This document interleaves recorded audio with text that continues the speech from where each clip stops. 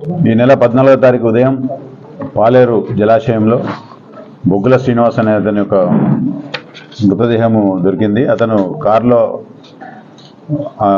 పాలేరు కెనాల్లో పడుతుండగా అక్కడ చేపలు పట్టే వాళ్ళు చూసి ఇమీడియట్ పోయి ఆ కారులోంచి బాడీని బయటికి తీసిండు. తర్వాత కారును కూడా బయటికి తీసిండు. తర్వాత అతన్ని బొగ్గుల శ్రీనివాస్గా ఐడెంటిఫై చేయడం జరిగింది.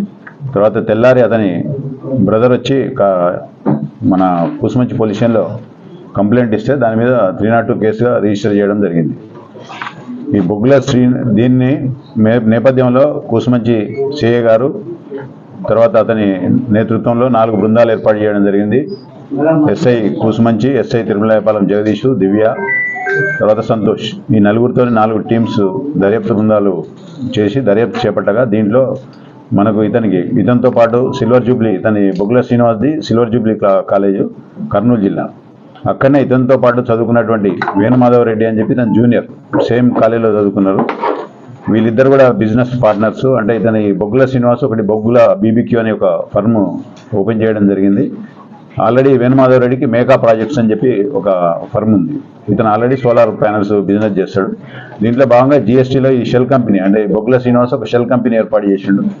దాంట్లో ఈ ట్రాన్సాక్షన్ చేసిన తర్వాత జిఎస్టీ దాదాపు ఒక 90 లక్షల రూపాయలు లాభం వచ్చింది. దానికి ఈ 90 లక్షల రూపాయల లాభాన్ని పంచుకోవడంలో అంటే బొగ్గుల శ్రీనివాస్కు ఇవ్వలేదు ఇతను.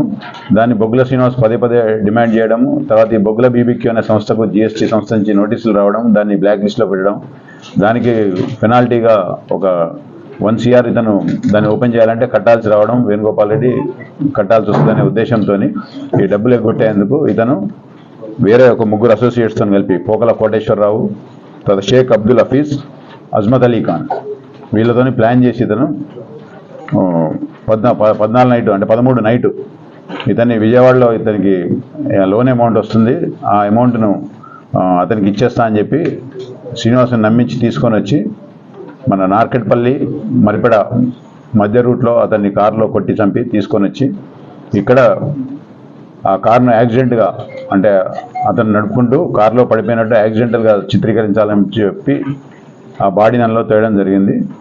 దాన్ని కూసుమంచి సిఐ గారు మా దర్యాప్తు బృందము దాన్ని సమర్థవంతంగా దర్యాప్తు చేసి 4 నేరస్తులను కూడా అరెస్ట్ చేసి రిమాండ్కు పంపనైనది. ఫర్దర్ ఇన్వెస్టిగేషన్ కూడా ఇంకా పెండింగ్ ఉంది. ఆ వెపన్స్ అన్నీ కూడా తర్వాత సీజ్ చేస్తాం.